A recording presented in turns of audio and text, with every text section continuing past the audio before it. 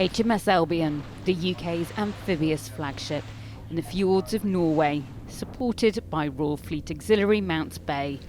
Whether it's the landing craft of Albion transporting munition, vehicles and personnel, or launching drones, or helicopters carrying out similar tasks, both ships are primed to work closely together along the Norwegian coastline to manoeuvre Royal Marine Commandos to land. Mount Bay is a landing ship dock auxiliary.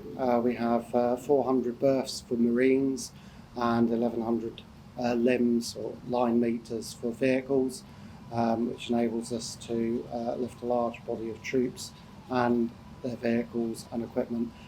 In addition, we have a dock in the back which provides a protective berthing facility which enables us to bring landing craft in and out of the dock to embark the troops and the vehicles. So we don't need a port to put our troops and vehicles ashore.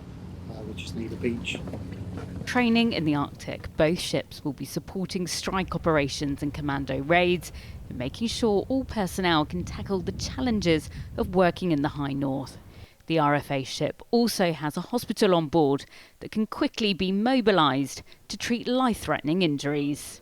So as soon as a casualty comes in, they'll go in ED, so emergency departments, to get stabilised. And then they'll go through into the operating theatre if they need an operation, and then if they need aftercare, we have the capability to hold up to 2 patients in ICU. And then we've got that capability on board to do neurosurgery, damage control surgery. It's amazing what we can do if we were to be activated. Every eventuality has to be prepared for, and with additional personnel from 3 Commando Brigade using Mount Bay for amphibious operations, there's a lot going on.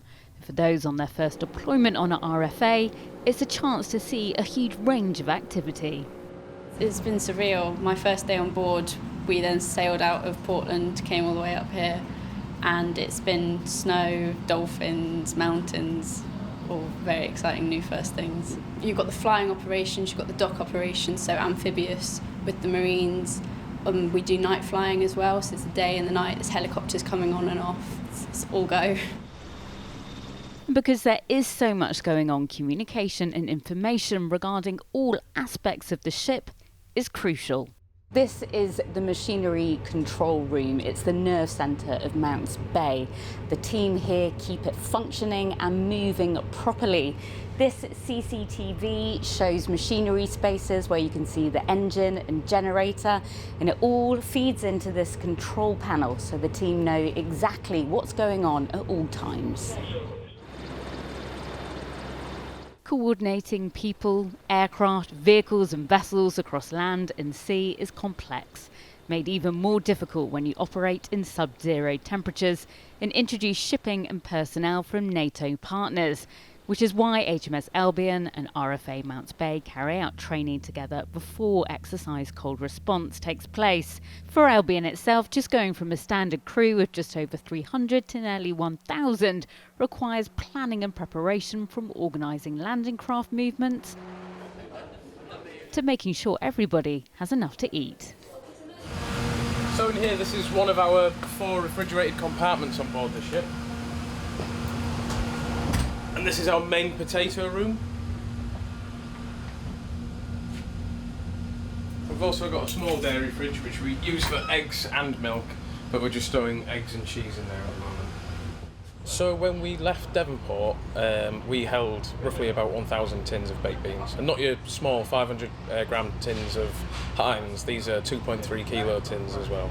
So it was quite eye-opening ordering such large volumes, and we issue enough fruit and vegetables to cover 5 portions a day. We even go above and beyond that really as well. So there's enough for 2,500 calories per day. It's one task keeping personnel moving. It's an entirely different matter keeping the ship moving.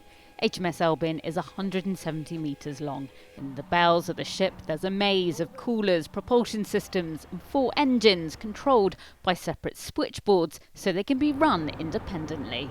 We can split using breakers or switches in between each of those switchboards to control what's being supplied by what propulsion and generation system. So what that means is if we had a fire or a flood, or we were at action and taking hits within those locations, we can split up the power across the ship so that we can still have power to command, which is the motto of the Marine Engineering Department. And what we'll be exercising during this deployment is, can we still continue fighting whilst there's hits coming down from incoming missiles, attack craft, fast and shore attack craft, and other forces fighting on the ground, controlling the Marines and everything else all at the same time, which this ship is more than capable of. Which is exactly why HMS Albion acts as a command and assault platform, with RFA Mount Bay reinforcing amphibious movements in the Arctic, where the UK military has been training for decades, gearing up for one of the largest NATO exercises in 30 years, where collective Arctic warfighting skills will be put to the test. Bryony Williams, Forces News, Norway. If you enjoyed this video, don't forget to like and subscribe to our channel.